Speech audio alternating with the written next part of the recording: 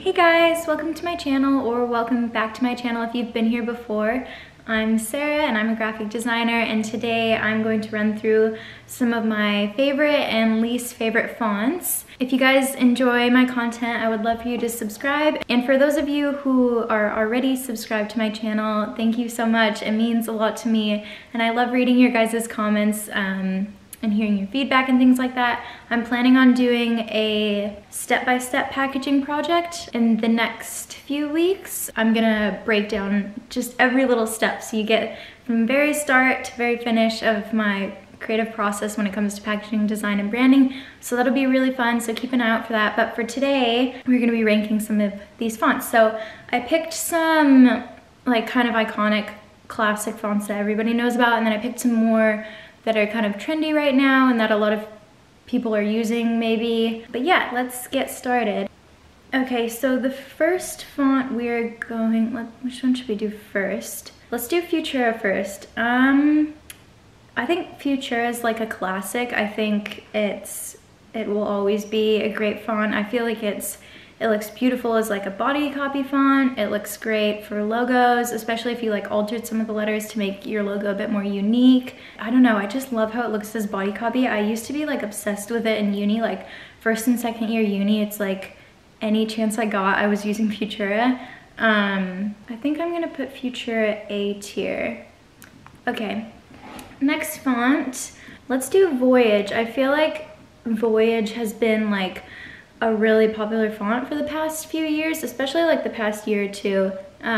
It's by VJ Type, I believe, and I've been seeing it like everywhere, all over Instagram. And yeah, now that I was using it at work, exploring using it for a branding project. We didn't end up going with that font, mainly because it is so like popular right now and so trendy.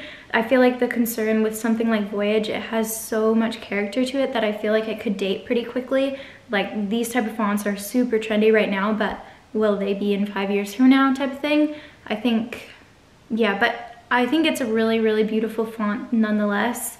And I think if you were to use it for a logo, I think if you altered some of the letters to make it a bit more unique to your brand, I think that could work really well.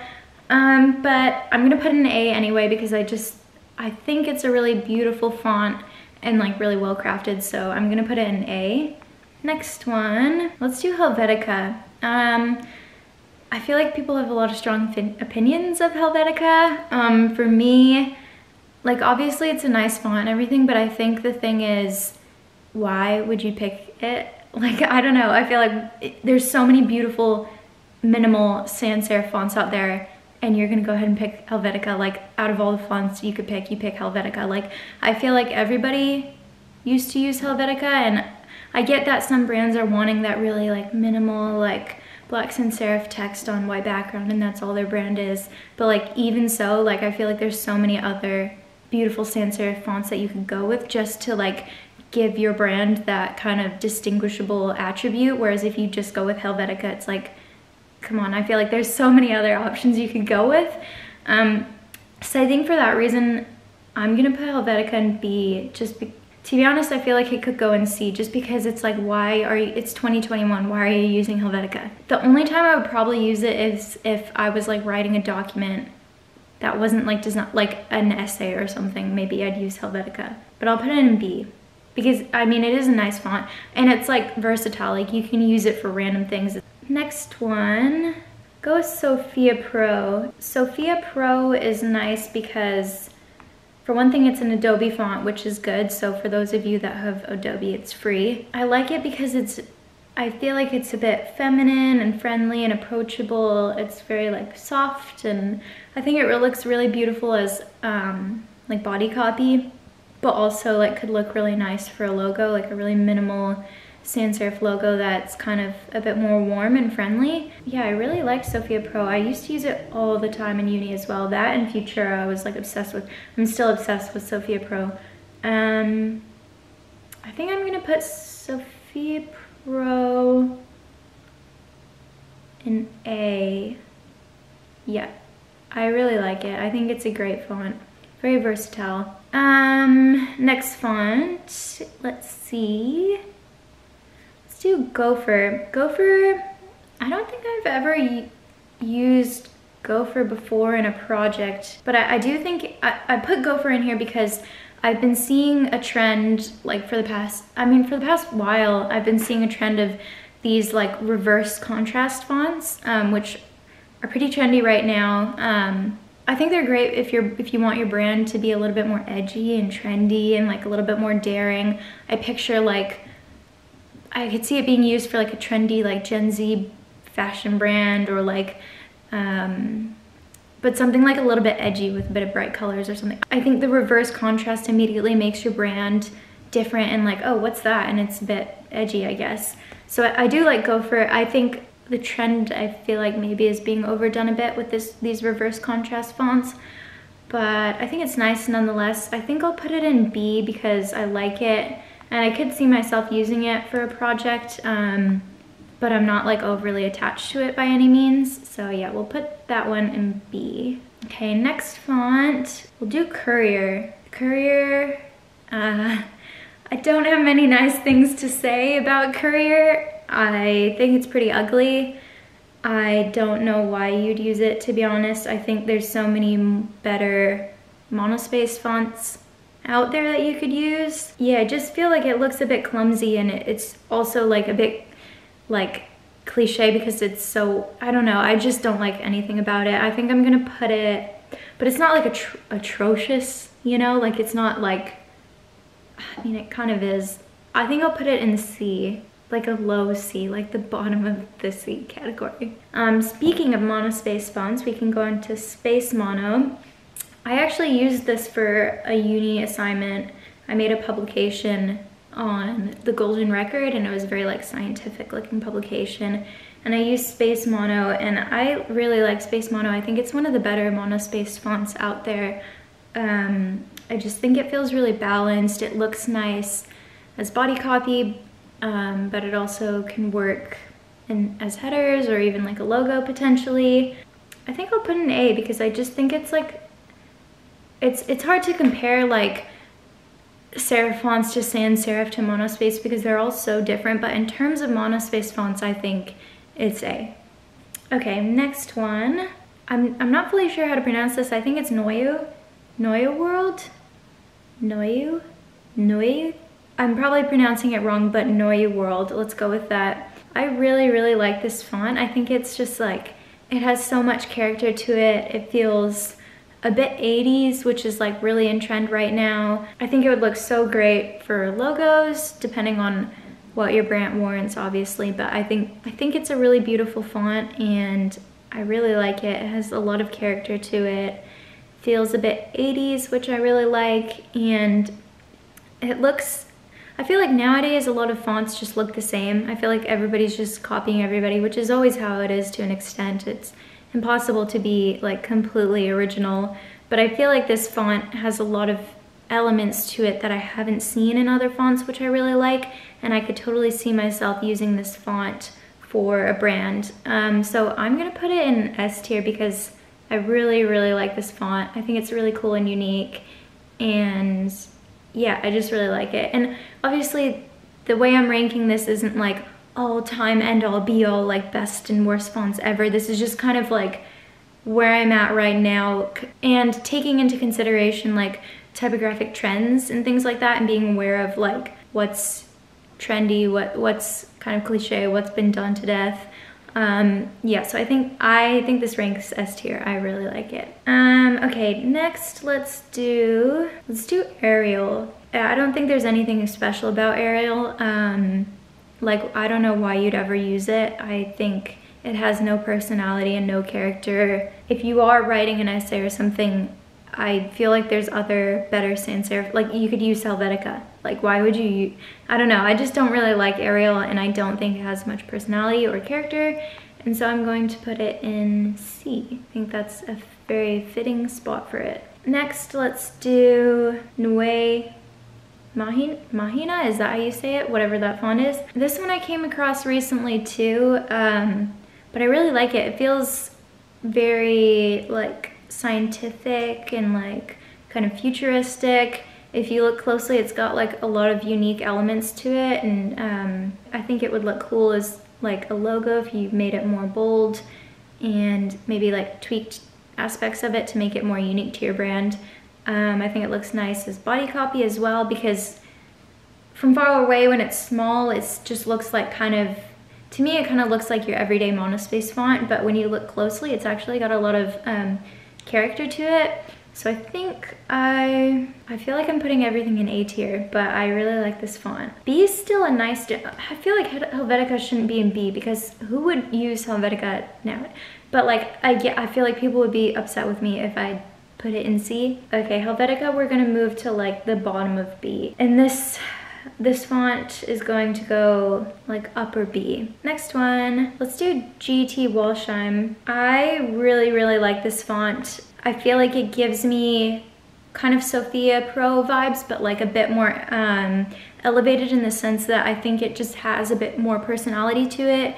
It's like a bit quirky because like for like the dot on the eye, for example, I don't know what the term for that is, but it's like a little bit large. I don't know, I just think it's like friendly and approachable, but it's also got like these little quirky elements to it, and it's got a lot of character.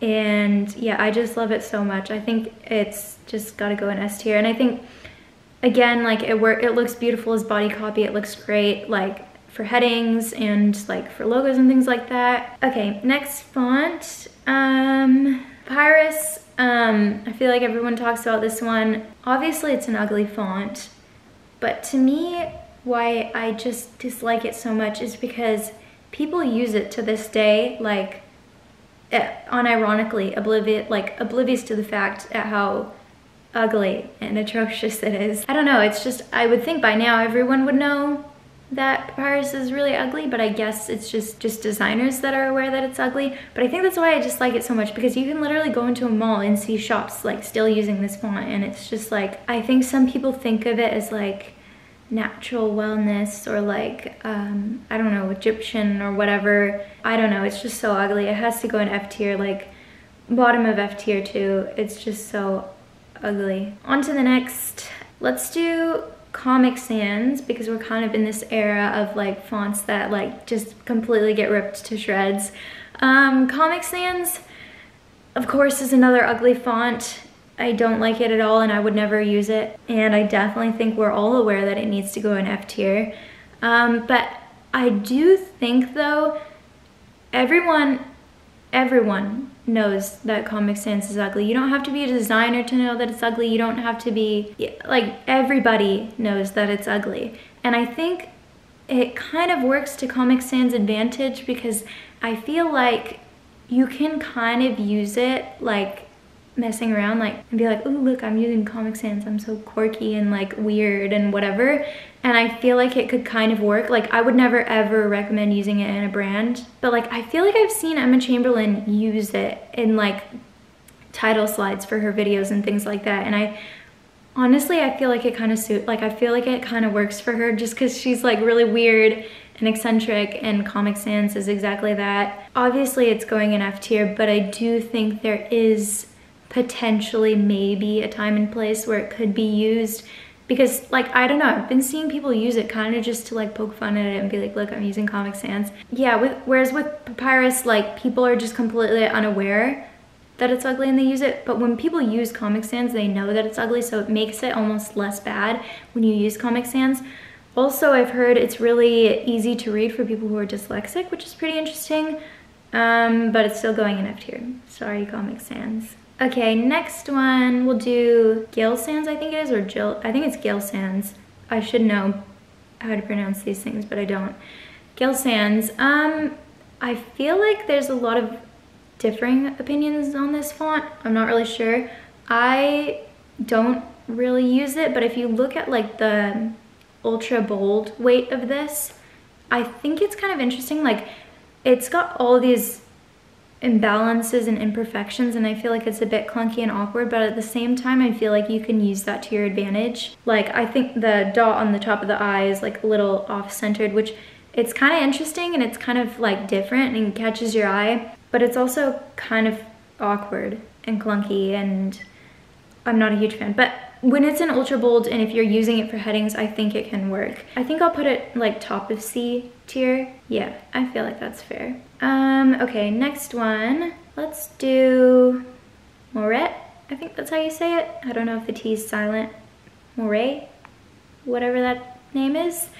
I really like this font. I think it's also an Adobe font, which is nice. So if you have Adobe, it's free for you to use, which is really cool. Yeah, I really like it. It feels very contemporary. I feel like it feels like nice and feminine. But yeah, I really like it. I could see it being used for like some sort of fashion brand, maybe like a more natural kind of fashion brand. Yeah, and I like that it's a little bit narrow. I also like that it's not trying too hard. Like some of these fonts like Og and Voyage are they're beautiful, but they have the potential to quickly go out of trend. Whereas with Morit, whatever, it feels a bit more timeless to me, which I really like. I think I'll put it in B. I just haven't established that kind of bond with Morit that I have with some of the A tier fonts.